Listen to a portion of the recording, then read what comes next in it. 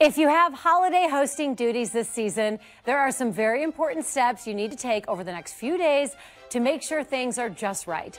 Jessica Bjorgard stopped by the Price Chopper Kitchen to share smart strategies for food prep and cooking.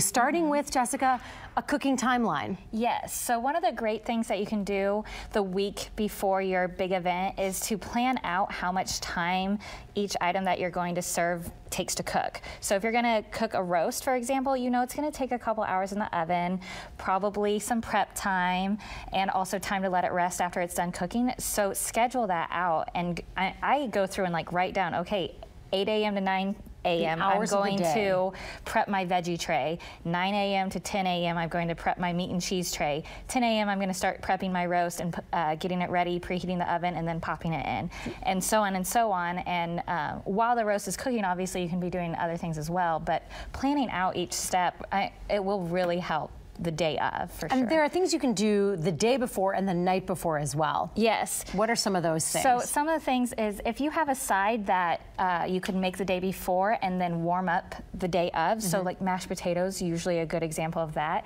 You can warm it up in a crock pot the next day and keep it warm in that, and then transfer to whatever serving dish you're going to use as well.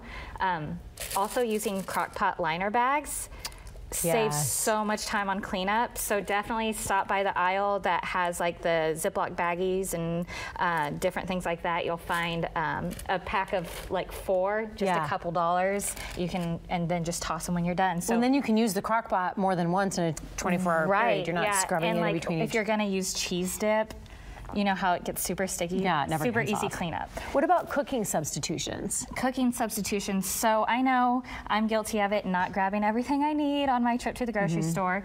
So like if the recipe calls for fresh herbs instead of like the ground herbs or flaked herbs, then if it calls for like a tablespoon of sage, fresh sage, use a teaspoon of the rubbed sage, or oregano, same thing, a tablespoon of fresh, use just a teaspoon of the flake. That's the translation. Yeah. Okay. And then the other big example is a lot of recipes call for baking powder.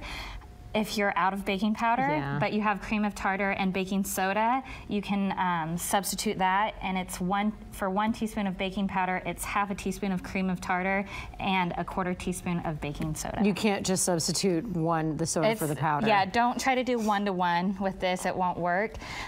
But we have a list of different common ingredient substitutions on our website if you're in a pinch and need to find what will work. Right, sometimes you don't have brown sugar, but you got white sugar and molasses. Right, so that's another common substitution, white sugar and molasses, perfect. Jessica, thank you. For more great ideas and fresh dish recipes, visit mypricechopper.com. You can also find demo videos to get extra how-to help.